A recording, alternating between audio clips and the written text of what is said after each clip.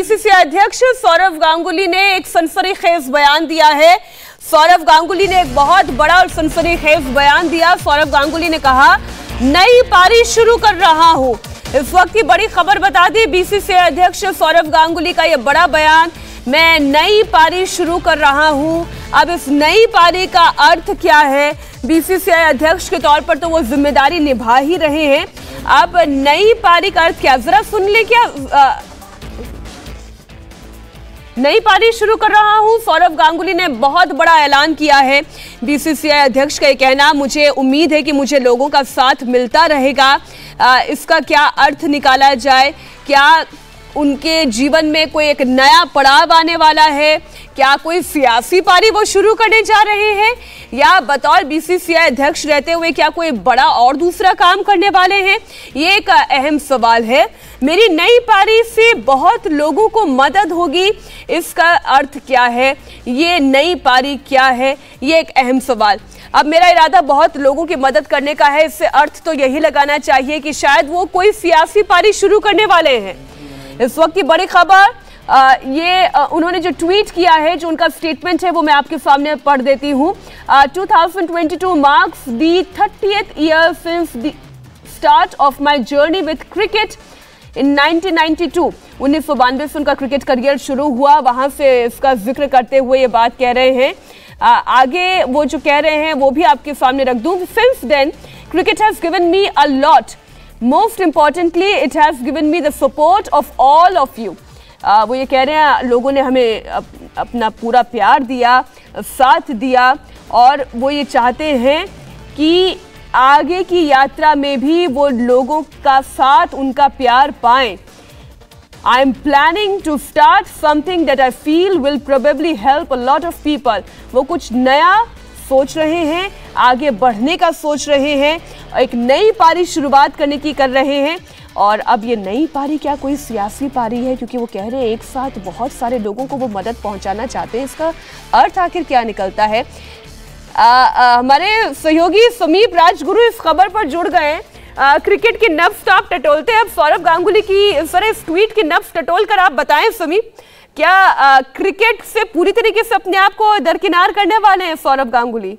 अगर मीनाक्षी देखो, ये जो हुआ है ये आज नहीं तो कल होना ही था। सौरव गांगुली की अगर बात करें, पिछले 5-6 साल से जो है मीनाक्षी, लगातार पॉलिटिक्स में आने की बात चल रही थी। कई पॉलिटिकल पार्टीज उनको अप्रोच कर रही थी, चाहे खबरें बीजेपी की हों। आज से करीब टेस्ट मैच जो आईपीएल के जो प्लेऑफ हुए थे, उससे ठीक पहले प्लेऑफ से पहले हमारे होम मिनिस्टर अमित शाह जी भी उनके घर गए थे, उनके यहाँ डिनर भी करके आए हैं। तब से कयास भी लग रहे थे कि क्या दादा पॉलिटिक्स में आएंगे। बीसीसीआई प्रेसिडेंट जब बने थे, तब भी ये लग रहा था कि क्या दादा ने बीजेपी के साथ हाथ मिला लिया है।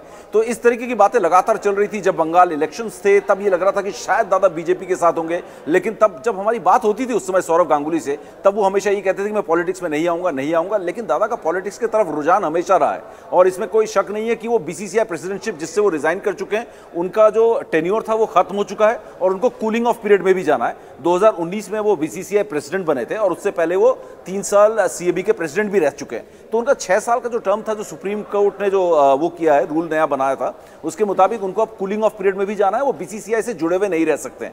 तो ऐसे पूरे जो अगर माहौल को देखें तो बीसीसीआई में एक अधिकारी के तौर पर तो नहीं रहेंगे, लेकिन क्रिकेट से तो जुड़े रहेंगे। लेकिन इसमें कोई शक नहीं है कि वो पॉलिटिक्स में कदम रखेंगे। अब देखना बड़ा दिलचस्प होगा कि वो टीएमसी की तरफ जाते हैं या बीजेपी की तरफ, क्योंकि मैं पॉलिटिकल ज्यादा बात यहाँ पे नहीं करना चाहूंगा। लेकिन इसके बावजूद ये तय है कि दादा का पॉलिटिकल वो जो था रुझान था, या फिर थोड़ा झुकाव जो था, वो हमेशा से था। मैं अब वो खुलासा यहाँ पे नहीं करना चाहता हूँ। लेकिन देखिए समीप, ये बात तो तय है कि उससे इसके लिए उन्हें अपना पहला प्यार, उनका क्रिकेट, उसकी तरफ उनका रुझान, इसे उन्हें दरकिनार करना पड़ेगा, क्योंकि अब वो एक और बड़ी पारी के लिए अपने आप को तैयार कर रहे हैं।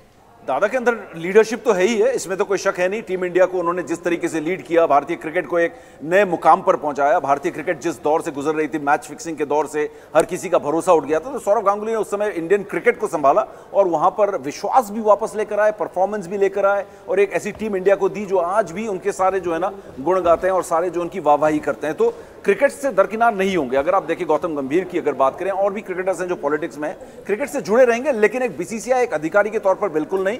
और निश्चित तौर पर पॉलिटिक्स में आएंगे तो क्रिकेट कहीं ना कहीं साइडलाइन जरूर होगी, लेकिन पूरी तरीके से हटेगी नहीं। और अब ये कुछ ही देर की बात है मीनाक्षी, मुझे लगता है कि आपको जो है सौरव गांगुली खुद बता देंगे कि वो किस पार्टी की तरफ जा रहे हैं। लेकिन मुझे जो मालूम है, दादा हमेशा कंफ्यूज रहते थे।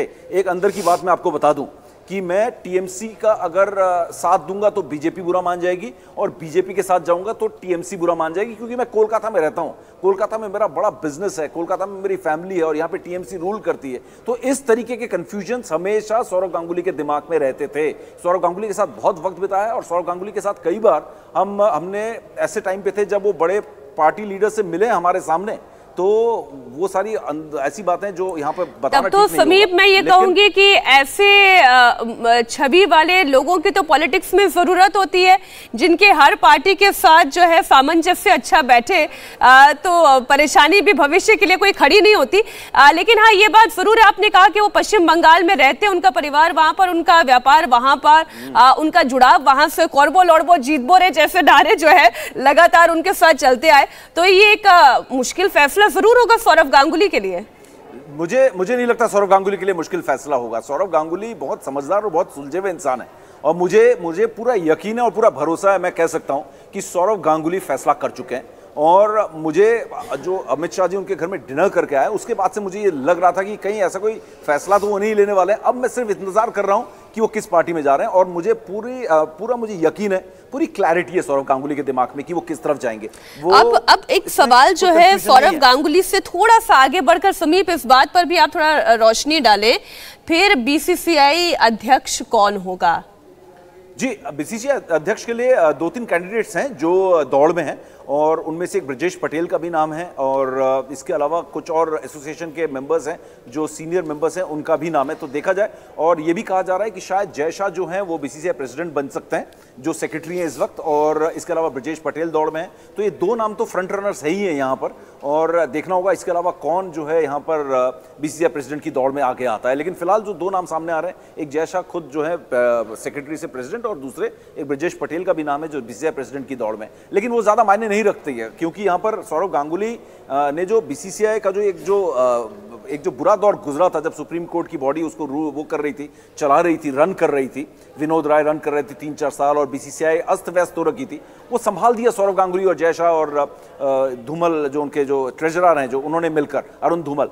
तो ये उस मुश्किल दौर से बीसीसीआई निकल चुकी है। अब बीसीसीआई प्रेसिडेंट जो भी आएगा उसके लिए ज्यादा मुश्किल काम नहीं बचा हुआ है। मुश्किल दौर तो एक बार फिर सौरव गांगुली ने निकाल दिया है, भारतीय क्रिकेट के एडमिनिस्ट्रेशन को निकाल दिया इस बार, पहले टीम को, अब इंडियन क्रिकेट एडमिनिस्ट्रेशन को भी उन्होंने जो है इस बुरे दौर से निकाल दिया। एक विश्वास, एक नाम दिया जहां पर विश्वास टूट सा गया था कि कहीं ना कहीं आपने देखा चेन्नई सुपर किंग्स और राजस्थान रॉयल्स को बैन कर दिया गया था, सुप्रीम कोर्ट बॉडी ने टेक ओवर कर लिया था, तो उस समय फिर से विश्वास डगमगा गया था सारे फैंस का। तो वहां से सौरव गांगुली ने फिर टेक ओवर किया, बीसीसीआई प्रेसिडेंट बने, और फिर से भारतीय क्रिकेट को एक विश्वास और एक क्रेडिबिलिटी के साथ वो उस मुकाम पर पहुंचा दिया जहां पर हम क्रिकेट को देखना चाहते हैं।